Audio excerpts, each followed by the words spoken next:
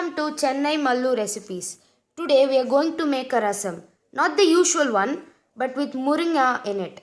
I believe this is not a popular rasam, but this is one of the best ways to make sure that the nutrients of muringa is utilized properly along with the goodness of rasam. Let us get into the rasam. Cook 1 cup tur dal in a cooker till 3 whistles. Add 3 cups of water to it and mix well.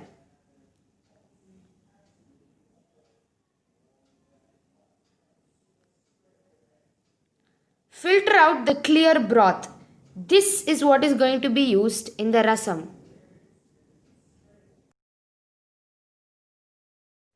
This rasam does not use the leaves of the muringa, instead the stem of it. The leaves can be used in other dishes. So we'll have to break the stem into pieces and add them into the cooker.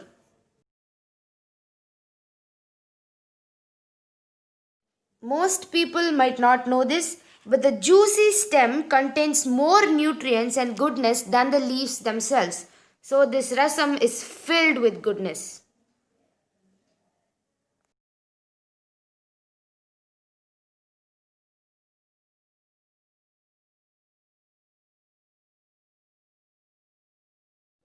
Add a glass of water and cook the stems for 2 whistles.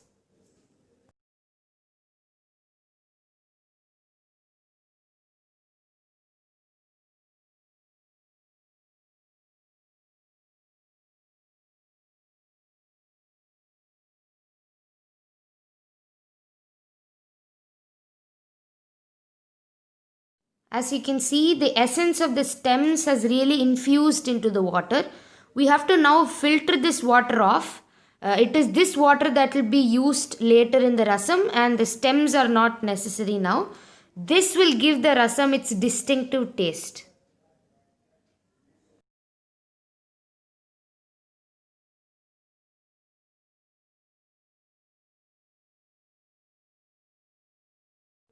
Now in a kadai, add 1 big chopped tomato and along with that 4 crushed cloves of garlic.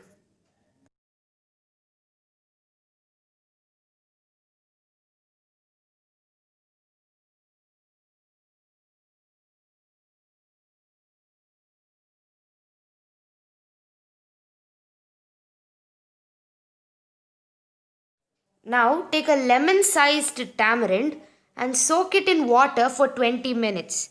Now squeeze out the juice out of it and now add this into the kadai.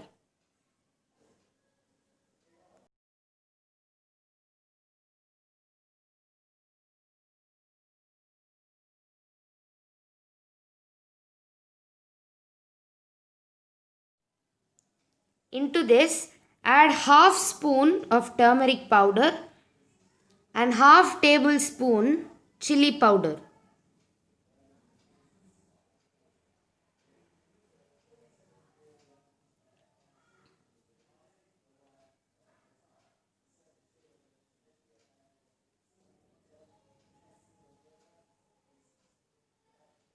Along with that, add 1 tablespoon coriander powder and 1 tablespoon pepper powder.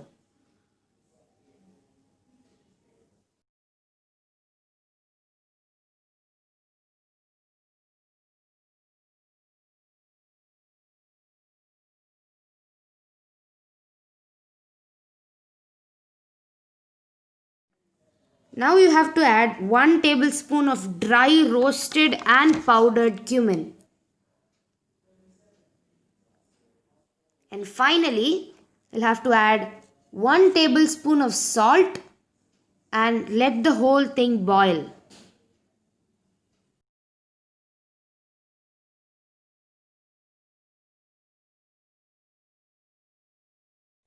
Traditionally, this rasam is consumed along with rice, but this peppery and fresh recipe can be drunk just like an immunity boosting drink.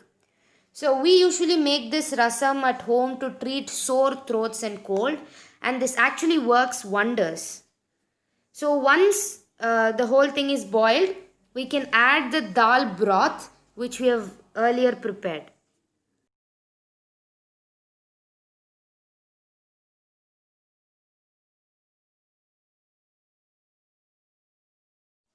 Now the rasam is boiled, so we can finally add the dal broth. So once the broth is added, we need not boil the whole rasam again. We just have to make sure that the broth is mixed and cooked. So around at this time, you need to check for salt and other spices because the broth can kind of change the flavor of the rasam. So make sure that the flavor and spices are still there according to your liking. So a typical rasam is very watery and runny. So the peppery and sour taste is usually the first flavor that hits you when you taste it. So this is how a typical rasam works.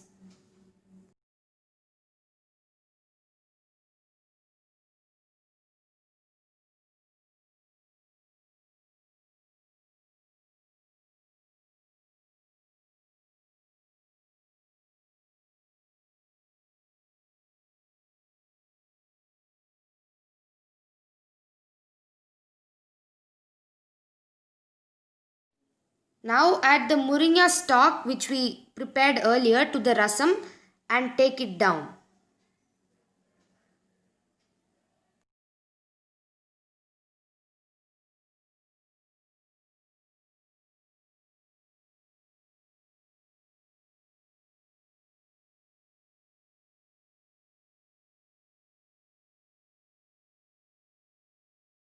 Now this rasam usually has a garnish to it. So for the garnish, add half spoon of mustard to 2 tablespoons of deshi ghee.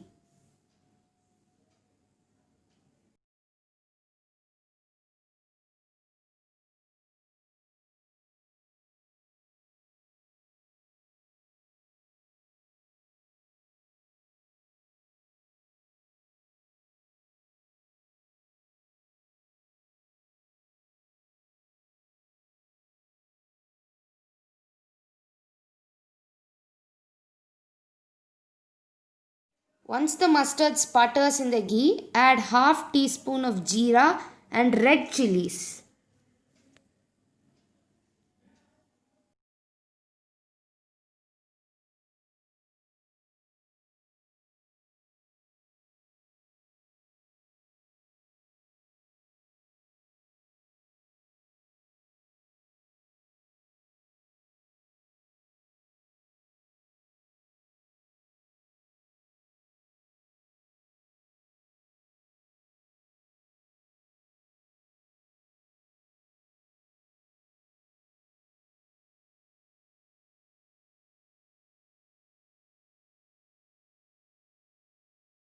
Add some asafoetida, that is hing, to this.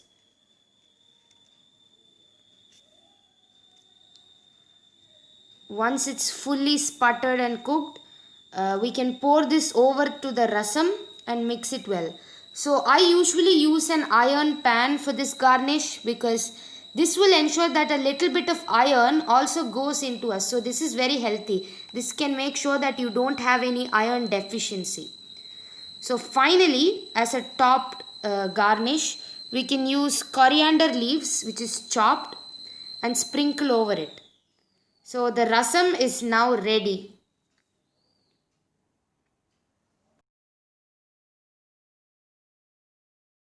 So that was the recipe for Muringa rasam. So try this rasam in this pandemic and let me know your thoughts. Hope you liked this recipe. If you did, then don't forget to share this with others and subscribe to my channel. Thank you.